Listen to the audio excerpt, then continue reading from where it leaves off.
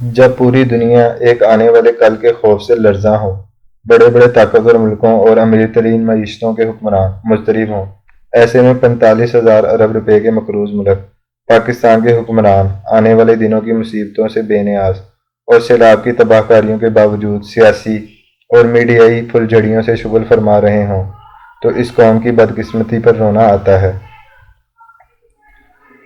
آسمان پر چھائے بادل، جب ابر رحمت کی بجائے لوگوں پر آفت کی صورت برسنے لگیں، دریا جو فصلیں آباد کیا کرتے تھے فصلیں برباد کرنے لگیں، تو پھر کون ہے کہ جو اس میں چھپے مالک کائنات کے اشارے کو نہ سمجھے؟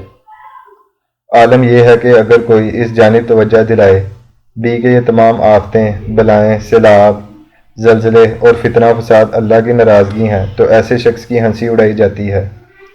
ہر کوئی اس کا گریبان تھام لیتا ہے کہ دیکھو اس 21ویں صدی میں جب انسان فلوریڈا کے ساحلوں سے چلنے والی ہواؤں کی رفتار کا تعین کر لیتا ہے، اس سے ہونے والے نقصان کا پیشگی اندازہ کرتا ہے اور اس سے متاثر ہونے والے علاقوں کا پتہ دینے پر دسترس رکھتا ہے، طوفان آنے سے کئی دن پہلے خبردار کیا جاتا ہے اور لوگوں کو محفوظ مقامات پر منتقل کر دیا جاتا ہے، اور تم کیسی باتیں کر رہے ہو؟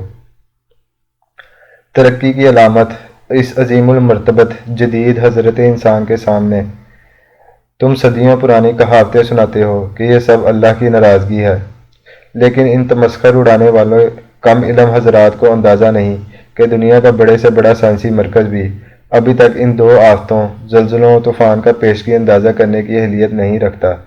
سائنسدانوں کو اس سب کا علم اس وقت ہوتا ہے جب یہ دونوں آفتیں اپنی پوری قوت سے انسانوں کی بستیاں اجاڑنے کے لیے حملہ آور ہو چکی ہوتی ہیں۔ اللہ نے قرآن میں انسانوں پر اپنے عذاب کی 3 صورتیں بتائی ہیں۔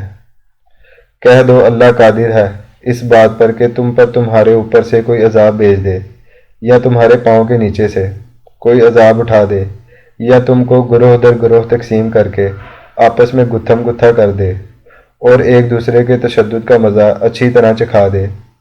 انسانی وسائل کا عالم یہ ہے کہ زمین کے چاروں طرف مسلسل سیٹلائٹ گھمانے اور سمندروں کی لہروں کے مدوجزد کا حساب رکھنے کے باوجود جدید سائنس طوفان کی پہلے سے خبر دینے کے حوالے سے بے بس ہے۔ The precise tracking and prediction of tornado is not yet a reality.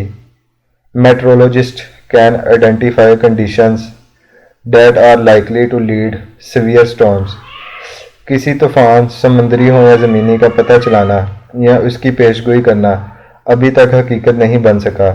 ماہرین موسمیات زیادہ سے زیادہ ان علامات کی نشاندہی کر سکتے ہیں جو کسی بڑے طوفان کا باعث بنتی ہیں۔ سائنس کی بے بسی کا منہ چڑھاتا ہوا یہ فقرہ انسائکلوپیڈیا آف سائنس کے تازہ ترین اپ ڈیٹ ایڈیشن میں درج ہے۔ فضاؤں کا سینہ چیر کر خلاؤں میں سفر کرنے والا اور نئے نئے سیاروں پر قدم رکھنے والا انسان اللہ کی قدرت کے سامنے کس قدر بے بس ہے کہ تمام سمندر، زمین اور ہوا کی گردشیں مستقل اس کی نظروں کے سامنے ہیں، مگر وہ اس بات کا اندازہ نہیں لگا سکتا کہ کب ان سمندروں سے سحاب اٹھے گا، کب یہ ایک طوفان میں بدلے گا اور پھر کب ایک خوفناک عذاب کی صورت بستیاں اجاڑتا چلا جائے گا۔ آسمانوں سے عذاب کا نزول اللہ کی بتائی ہوئی عذاب کی صورتوں میں سے پہلی صورت ہے، جبکہ عذاب کی دوسری صورت پاؤں کے نیچے سے عذاب ہے۔ اس عذاب کی پیشگی خبر کے بارے میں بھی انسان مکمل طور پر بے بس ہے، بلکہ کم علم اور لاچار بھی نظر آتا ہے۔ یہی انسائکلوپیڈیا آف سائنس لکھتا ہے، Neither US Geological Survey nor any other scientists have ever predicted an earthquake. We do not know how, and we do not expect to know how anytime in the foreseeable future.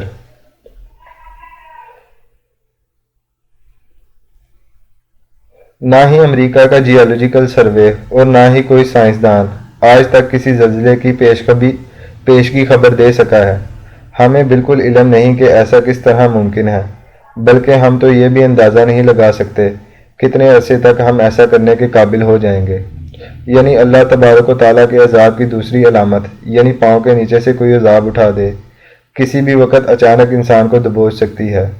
کب اور کس وقت بڑے بڑے محل زمین کی ایک چھوٹی سی جنبش سے ملبے کا ڈھیر بن جائیں اور کب بستیاں لاوے تلے دب جائیں۔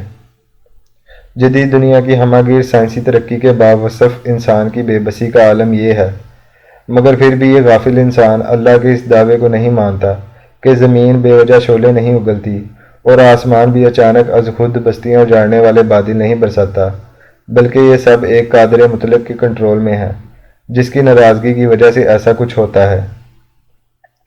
اللہ کے اس عذاب میں بھی ایک حکمت چھپی ہے۔ وہ مہربان رب غفلت میں سوئی ہوئی انسانیت کو اس لیے جھنجھوڑتا ہے کہ وہ اللہ کی سمت لوٹ جائیں اور نیک اعمال سے روز محشر کی کچھ تیاری کر لیں۔ اللہ کی نازل کردہ آفت یا مصیبت جس کے نتیجے میں قومیں اللہ کی طرف لوٹ جائیں، اس سے رجوع کر لیں، استغفار کریں، اعمال کو درست کر لیں، تو اہل علم اسے آزمائش کہتے ہیں۔ لیکن جس طوفان یا زلزلے کے باوجود اللہ بستی والوں کو توبہ کی توفیق بھی نہ دے، وہ اس کی سائنسی توجیہات کرنے لگیں، سہولیات کا فقدان اور آفت سے نمٹنے کی منصوبہ بندی میں کمی جیسی باتوں کا رونا رونے لگیں، تو پھر سمجھو یہ اس قوم پر اللہ کا عذاب ہے۔ یہ بھی عذاب کی ایک صورت ہے کہ اللہ عقل و ہوش چھین لیتا ہے۔ لوگ عموماً یہ سوال کرنے لگ جاتے ہیں کہ اللہ کا عذاب غریبوں کی بستیوں پر ہی کیوں آتا ہے۔ حقیقت یہ ہے کہ سان فرانسسکو کے 1906 کے زلزلے سے لے کر جاپان کے 2011 کے سونامی تک سہولیات سے مزین شہروں کے برباد ہونے کی بے شمار داستانیں موجود ہیں۔ اگر کوئی غور کرے، بلند و بالا عمارتیں نہ زلزلے سے ہلی نہ سیلاب کی زد میں آئیں، بلکہ چند لمحوں کے لیے کئی سو فٹ بلند سمندر کی لہر آئی اور گزر گئی، مگر سب کچھ برباد کر گئی۔ کسی بھی قوم پر بحیثیت مجموعی عذاب دراصل اللہ کی ایک وارننگ ہوا کرتی ہے۔ اس عذاب میں مرنے والے غریبوں امیر سب نے آخرت میں اللہ کے حضور بھی پیش ہونا ہے۔ اس دن اگر تباہ ہونے والے کچے مکانوں کے مکینوں کے اعمال اچھے ہوئے تو وہ کامیاب و کامران جنت میں جائیں گے، اور بستی میں سلامت رہنے والے پختہ مکان والے شخص کے اعمال برے ہوئے تو وہ جہنم میں پھینک دیا جائے گا۔ اللہ خود فرماتا ہے، ڈرو اس فتنے سے جس کا وبال صرف خاص ظالموں کو نہیں پہنچے گا۔ اللہ کے رسول صلی اللہ علیہ وآلہ وسلم نے ہر خاص و عام پر ایک ساتھ عذاب کی وجہ بتاتے ہوئے فرمایا، اللہ کچھ لوگوں کے عمل کی وجہ سے سب پر عذاب نہیں بھیجتا جب تک لوگ ایسا نہ کرنے لگیں کہ ان کے درمیان برائی ہو رہی ہو اور وہ اس کو روکنے اور منع کرنے پر قدرت رکھتے ہوں، مگر ایسا نہ کریں۔ جب وہ ایسا کرنے لگتے ہیں تو اللہ ہر خاص و عام کو عذاب میں مبتلا کر دیتا ہے۔ عذاب کی تیسری علامت یعنی گروہوں میں تقسیم ہو کر آپس میں گتھم گتھا کا شکار تو ہم برسوں سے ہیں، اور دن بدن ہماری حالت ابتر ہوتی چلی جا رہی ہے۔ ہم ایک منقسم معاشرہ ہیں، رنگ، نسل، زبان، علاقہ اور مسلک میں بٹا ہوا، ایک دوسرے سے نفرت کرنے والوں کا ایک بے ہنگم ہجوم ہے۔ ہم پر عذاب کی تینوں صورتیں مسلط ہیں۔ ایسے کون ہے جو یہ سمجھتا ہے کہ ہم حالت عذاب میں نہیں ہیں؟ ہم اس قدر عذاب کا شکار ہیں کہ تکبر کی وجہ سے ہماری جبینیں اللہ کے سامنے استغفار کے لیے نہیں جھک رہی۔ ہم سیاسی شعبدہ بازیوں میں الجھے ہوئے ہیں۔